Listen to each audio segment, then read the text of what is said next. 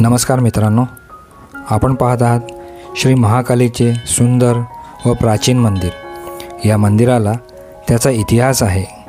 या मंदिरात श्री महाकालीसोबत श्री महालक्ष्मी आणि श्री महासरस्वती यांची स्वतंत्र अशी देवळे आहेत।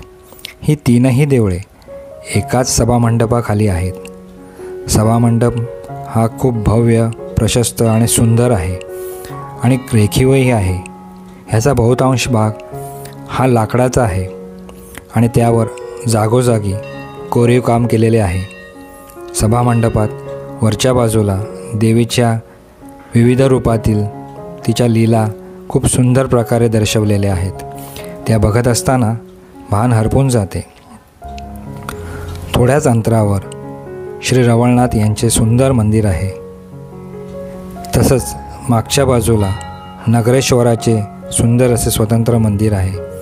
देवळाचा परिसर हा प्राचीन असल्याचे तिथे खुणा दिसतात।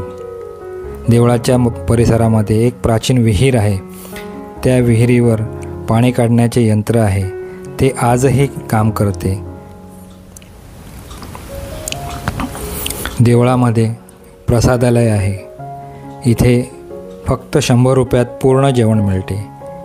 काही एक्स्ट्रा घेतले तरच त्याची किंमत मोजावी लागते। भक्तनिवास देवळाजवळच अगदी 1 मिनिटावर चालत जाण्याच्या अंतरावर भक्तनिवास आहे। इथे दिवसाचे 400 रुपये आकारले जातात। फक्त राहण्याचं आणि आंघोळीची सोय। 3 जण एका रूममध्ये व्यवस्थित राहू शकतील अशा रूम्स आहेत।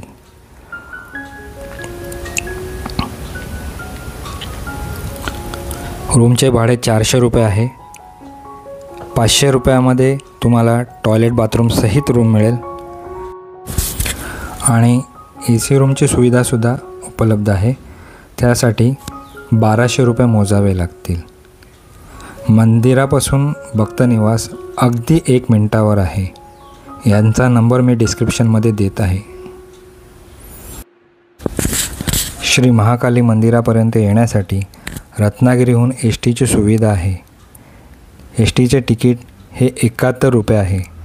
स्टॉपचे नाव आडिवरे वाडापेठ किंवा श्री महाकाली मंदिर सांगितले तरीही चालेल।